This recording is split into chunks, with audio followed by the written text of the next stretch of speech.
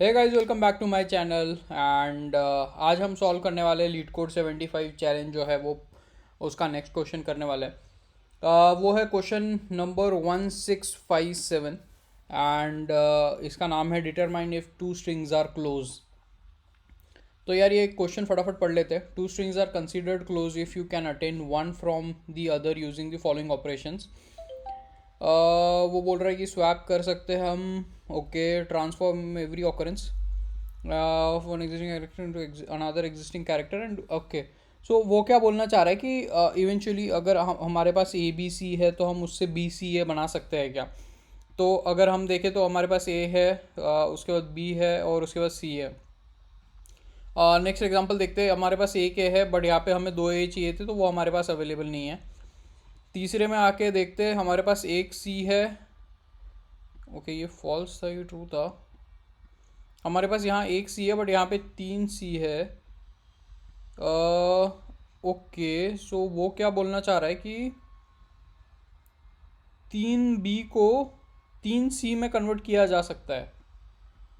Okay. अच्छा, ठीक है। तो अच्छा, तो मतलब वो बोल रहा है कि अगर हमारे पास यहाँ एक सी है तो यहाँ पे हमारे पास एक ही ए है। अगर यहाँ पे हमारे पास दो ए है तो यहाँ पे दो बी है। एंड अगर तीन बी है तो तीन सी है। ओके, तो इसमें ऐसा अप्रोच हम कुछ ट्राई कर सकते हैं जिसमें हम दो हैश मैप बना रहे हैं। एक हैश मैप में हम जैसे सी के अगेंस्ट वन, और एक हैश मैप में हमारे इसमें ऐसा आएगा कि सी के अगेंस्ट थ्री आएगा।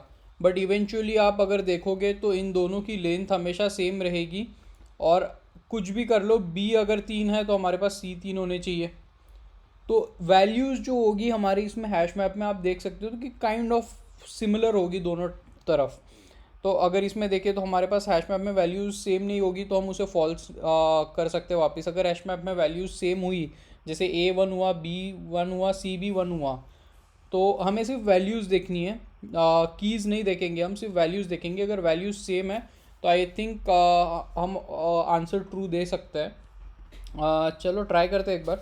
सो पहले मैं यहाँ करता हूँ, हैश मैप डिफाइन कर लेते हैं। Character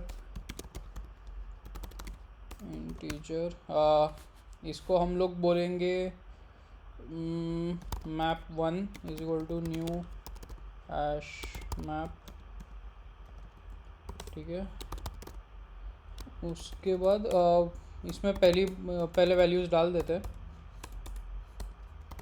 for int i equal to zero, i is less than word one dot length i plus plus. तो मैं अभी यहाँ पे क्या कर रहा हूँ कि जो मैप है हमारा पहला, उसमें सारे वर्ड्स कैरेक्टर्स डाल दूंगा विथ उनकी वैल्यूज़ कि वो कितनी बार ऑकर हुआ है। तो अभी अगर हम डालेंगे if map one does not contains key word one dot character at I, तो हम क्या कर देंगे, map one dot put word one dot character at I comma one. ठीक है, अगर पहली बार आता है। अगर दूसरी बार आता है तो हम क्या कर देंगे, map one dot put word one dot character at I comma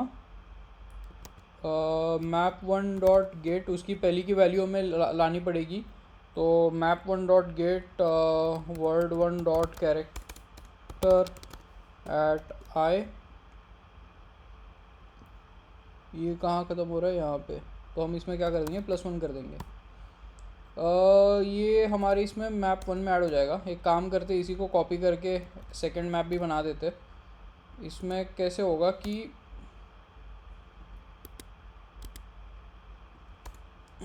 इसका नाम चेंज कर देंगे, मैप टू कर देंगे, और ये यहाँ पे वर्ड टू हो जाएगा। थोड़ा सा शॉर्टकट ले रहे हैं बट आई थिंक वो वेस्ट ऑफ टाइम हो जाएगा कि अगर हम सब लिखते रहे word two map two word two map to.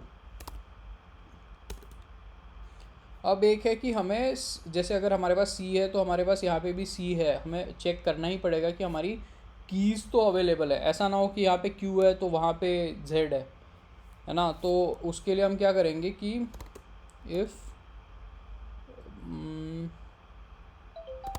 Map one dot की सेट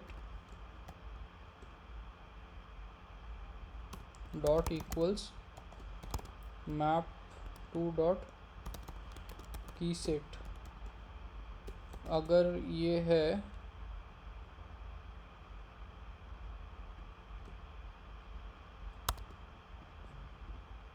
अगर इक्वल नहीं है तो हम क्या करेंगे रिटर्न फॉल्स। उसके बाद हम क्या करेंगे कि दो एरे लिस्ट बना देते हैं, एरे लिस्ट, और उनमें हम सारी वैल्यूज़ डाल देंगे। Array list of integer a is equal to new array list. इसमें हम क्या कर सकते हैं ना, मैप वन डॉट वैल्यूज़, इससे आपकी वैल्यूज़ आ जाएगी इसके अंदर। उसके बाद array list integer b is equal to new array list map two dot values. उसके बाद हम सॉर्ट कर लेंगे ताकि हमें मिल जाए, हम इजीली उसको कंपेयर कर सके। कलेक्शंस डॉट सॉर्ट कर लेंगे इसको, ए को कर देंगे, फिर कलेक्शंस डॉट सॉर्ट बी को सॉर्ट कर लिया है। अभी हम क्या करेंगे, return a dot equals b. Not sure ये स्टेटमेंट चलेगा क्या, बट ट्राई करके देखते हैं।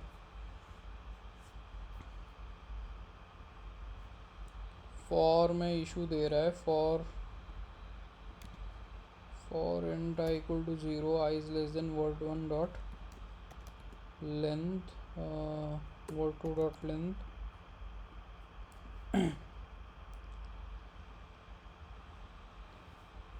कि चल गया है, हमारे तीनों केसेस यहाँ पे पास हो गए।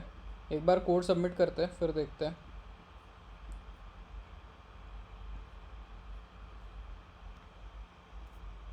कोड भी हमारा एक्सेप्ट हो गया है। एक बार मैं वापस आपको समझाता हूँ हमने किया क्या है। हमने क्या किया ना, दोनों मैप्स लिए। अगर इस एग्जांपल से जाए तो हमारे पास क्या होगा कि सी के अगेंस्ट हमें मिल जाएगा 1, ए के अगेंस्ट हमें मिल जाएगा 2 एंड बी के अगेंस्ट हमें मिल जाएगा 3। और जो दूसरा मैप है उसमें क्या होगा कि हमें मिल जाएगा ए के अगेंस्ट हमें मिल जाएगा 1, बी के अगेंस्ट हमें मिल जाएगा 2, सी के अगेंस्ट हमें मिल जाएगा 3। अब इसमें क्या किया है ना मैंने, यहाँ पे चेक किया है कि अगर ए बी सी जो है हमारे पास, ए बी सी और यहाँ पे भी ए बी सी है, अगर ये नहीं होते तो हम उसको वैसे ही रिटर्न फॉल्स कर देंगे। ठीक है, उसके बाद मैंने क्या किया है, ये अगर C1 एक बार है हमारे पास तो A भी हमारे पास एक बार है, तो हम वो रिप्लेस हो जाएगा। अगर A 2 बार है तो B भी 2 बार है, तो वो भी रिप्लेस हो सकता है। C अगर 3 है तो B भी 3 बार है हमारे पास, तो वो रिप्लेस हो जाएंगे। अगर लेट से यहाँ पे हमारे पास B भी 2 होते तो हम C कहाँ से लाते 3, राइट। तो वो फॉल्स वाली केस हो जाती। और वो कहाँ पे फॉल्स हो जाती, वो यहाँ पे फॉल्स हो जाती। यहाँ पे हम इक्वल कर ही नहीं पाते उसको। तो ये हमारे लिए ये इंपॉर्टेंट है कि 3 होना चाहिए।